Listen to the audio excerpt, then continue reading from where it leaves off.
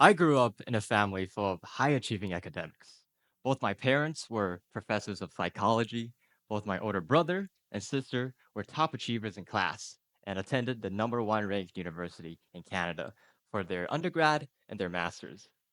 So naturally, you would think that I would be going on a similar path to go to Canada to pursue my undergrad as well.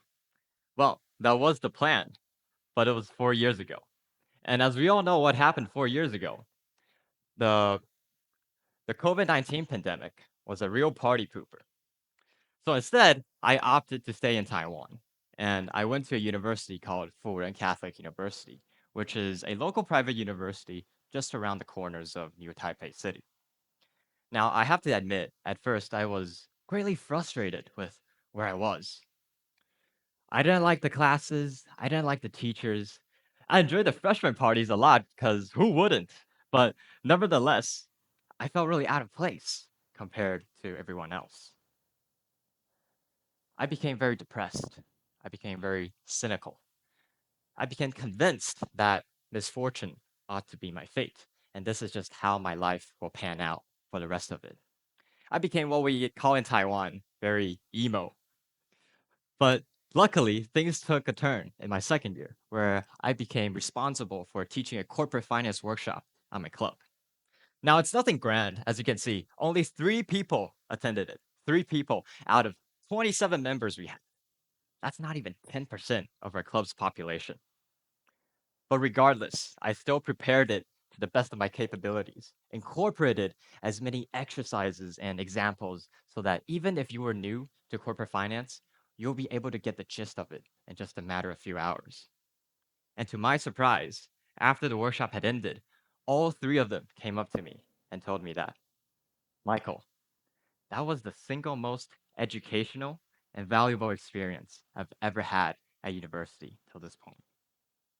And that was a life changing moment for me because until then, I was like, man, I'm not in Canada. What am I supposed to do with my life?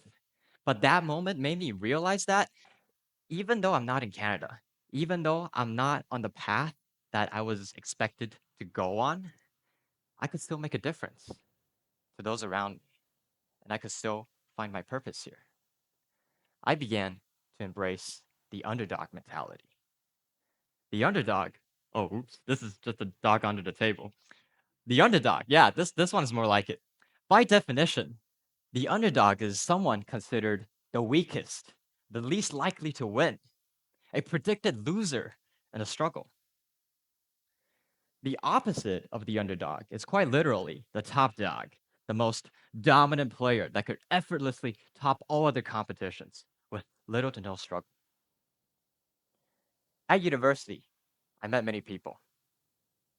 I met many people who felt unhappy, who felt inferior even, because they felt like they couldn't compete against the top dogs that went to the top 5 universities in Taiwan.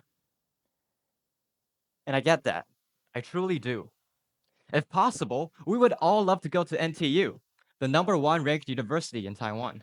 If possible, we would all love to be born talented, gifted, be the natural top dogs at everything that life throws at us, as if hoping that gives us a free pass in anything that we do in life.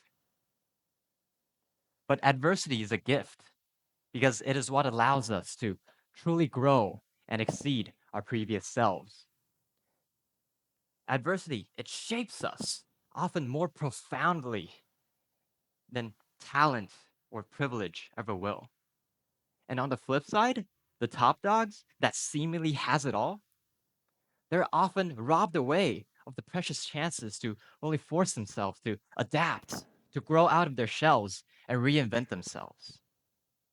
So instead of resenting our lack of innate talent or gifts, or not going to the right schools, or hell, not even born in the ideal environment for quote unquote success, we should learn to coexist with our imperfections and the circumstances that we have stumbled upon, as there is little that we could do to change it through grudge. And that we should all know we still have a unique story to unfold and tell everybody. So don't be just an underdog. Don't be just an underdog. Be somebody with an underdog mentality. If I had only been an underdog, I would have continued to complain about my school's lack of resources, my school's lack of reputation. But now that I've known the underdog mentality, I have realized something, and that it was up to me, that my role was to build that network, to build that brand, to channel those resources into my community, to my school. Suddenly, I went from being a whiny, helpless person to becoming someone filled with inspiration, motivation, and purpose. All thanks to the underdog mentality.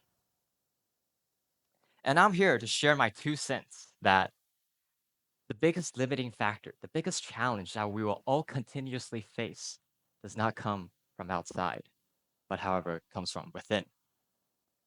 I believe that your mindset, your perspective on how you decide the world, to view the world, will always be the biggest limiting factor you ever face. You are your own worst enemy, but you are also your greatest ally. You can be either of the two at a split second of thought, but the underdog mentality will always guide you towards the latter. So, in order to harness the underdog mentality, I propose that there are 3 steps that we must take. The first one is to become aware. To become aware, close your eyes and think about where you're at right now. Are you struggling? Why do you feel like you're struggling? Why do you define it as a struggle? And how does that make you feel? Do you feel like you're struggling because you're in a place facing difficulty, facing adversity, because you're not in a state where you're traditionally seen, canonically seen, as having great chances of succeeding? Is that the case?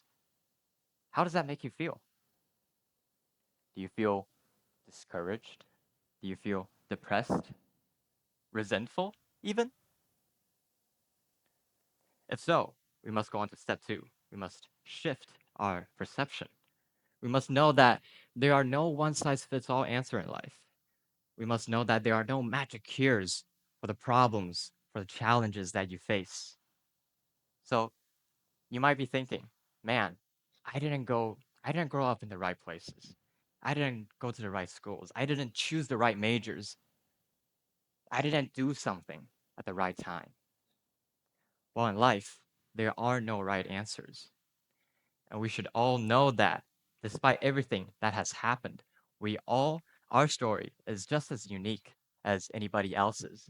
And it would be a true pity if you had given up on writing it just because you felt like you didn't fit into the masses definition of being right. Thirdly, we must now become more practical and take action. Instead of working around the system that has discouraged us, instead of playing by its rules, we must become change agents that disrupt the status quo. Now, the word change agent may seem baffling at first, like, man, what does that mean? But it is in reality a very simple concept.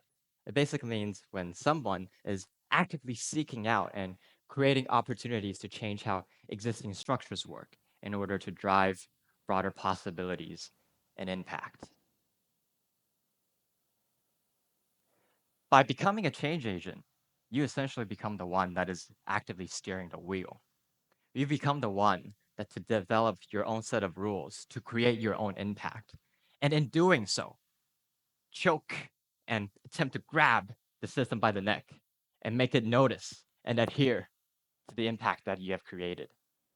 That is what a change agent does. And who better to become the change agents that will eventually turn and change how existing structures work than the underdogs who were once belittled and looked unfavorably upon by the systems themselves. Now that we have explored the idea of what an underdog mentality is, I would like to share one last final concept that will guide you towards, that will give you purpose, resilience, and fulfillment in a rigid fight against the tide as the underdog. And I call it the absolute value. But before I dive into this concept, I will have to talk about its evil twin, the other side of the coin, comparative value. And I'll use my story of finally foregoing the thought of going to Canada as an analogy, as a parable even, to illustrate the concept behind these two terms. Let me walk you through the initial thinking process of a senior high school student when he finally got the news that, oh man, I'm going to study in Canada. So, at first, I thought, man, it was going to be cooler than Taiwan, both figuratively and literally, because the heat here is crazy, am I right? And secondly, I thought that it was going to make me stand out, make me more unique than those that happen to not have the chance, the opportunity to do so. And thirdly, it's going to give me better opportunities than just staying in Taiwan for whatever that may mean. Are you guys picking up on something here? Well, other than the fact that you might be thinking, man, this guy was a cocky little bastard, eh? Well, yeah, other than my deficient personality traits and immature way of thinking, I noticed something in retrospect. I noticed that these things, these advantages that I just proposed, were all just based on comparison. Like, being cooler than Taiwan, being more unique, and having better opportunities than compared to staying in Taiwan. Ultimately, these advantages, these value, were all just derivatives from a comparison to how life would have been if I had just stayed in Taiwan. And I gave very little thought into how I would actually make this experience come to life, how I would really truly design it so that it would be a trip, an experience full of value. In short, I was chasing the comparative value of studying abroad, of going to Canada, where the value of it was entirely evaluated from the lenses of the public, from the opinions, from the discretion of what the public and the masses deemed to be of value.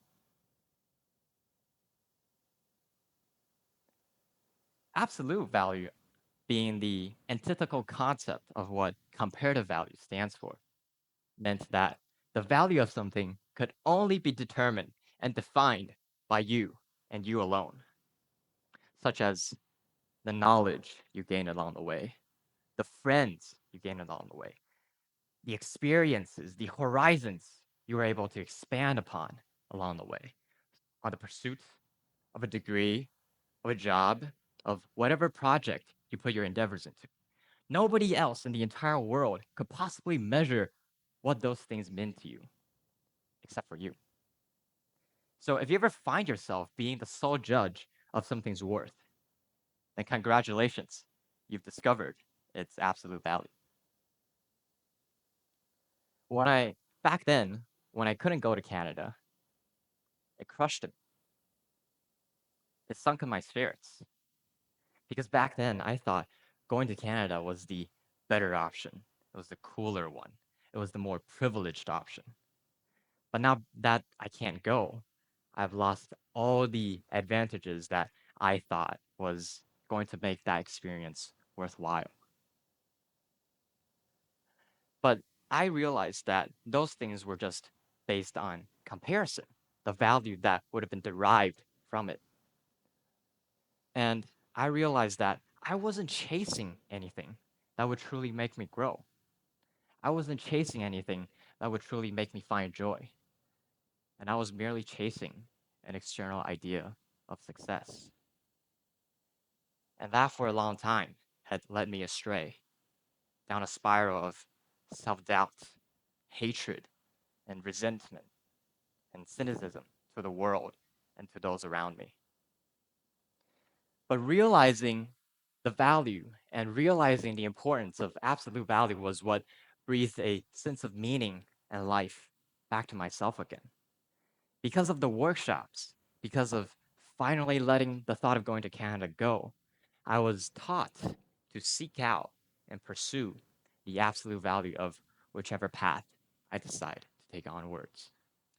My purpose was no longer tied with a location or a title, but it was instead tied with the impact that I could create.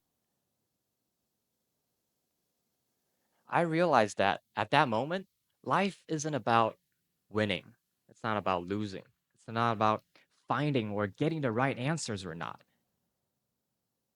It's about fighting the right fight, the one that matters most to you. So, my fellow underdogs, even the world and its systems may not always be fair to us. Even though society and its popularized notions may not always play in our favor, what is fair amongst all of us is the will to fight. Is the will to fight. The will to fight. The will to fight against the tide. The will to fight to make a difference. The will to fight to bring about change. The underdog mentality isn't just about facing challenges. It's about transforming them into your most powerful assets. Thank you.